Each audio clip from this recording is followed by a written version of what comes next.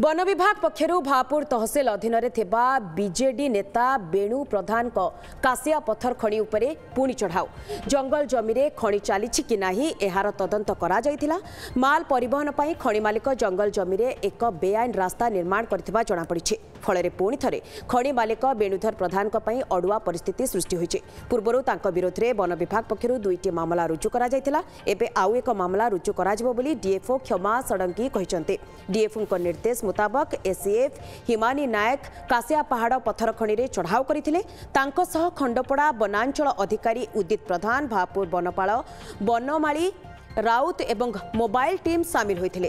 कासिया पहाड़ पत्थर खଣି अंचल बुली देखा सहित ड्रोन कैमेरा माध्यम सर्वे करी फेरी वास्तव में जंगल जमीरू खଣି उत्तोलन करा जाउछि कि नाही एहार तदंत करा जायथिला। पूर्वरु एठारे बेआईन खଣି उत्तोलन करा जाउछि बोली डीएफओ जिलापाल को चिठी लिखि जणाइथिले। आज तो जो कहले आमर फरेस्ट तो खड़ा कर आमर जंगल भीतर देखिए से गाड़ी न आने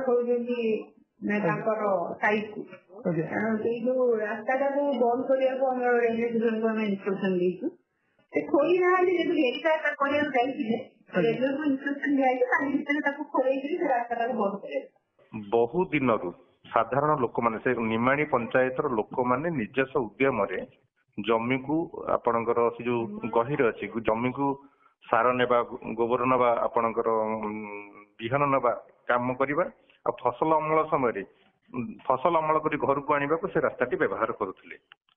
आपणकर 2017 मसीह उपलब्धि करिकी रिजोल्यूशन माध्यम रास्ता को मनरेगा योजना अंतर्भुक्त करी उन्नतीकरण भी करिसेंती।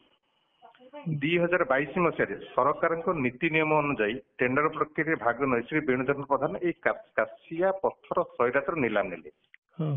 अर्थात आवाहन से रास्ताटी थिला 2017 मसीह केंद्र शासन मनरेगा योजना उन्नतीकरण है। 2022 मसीह श्री बेणुधर प्रधान पत्थर 100 नीलाम नेले। तेबे से रास्ता सहित बेणुधर प्रधान संपर्क कौन रहा?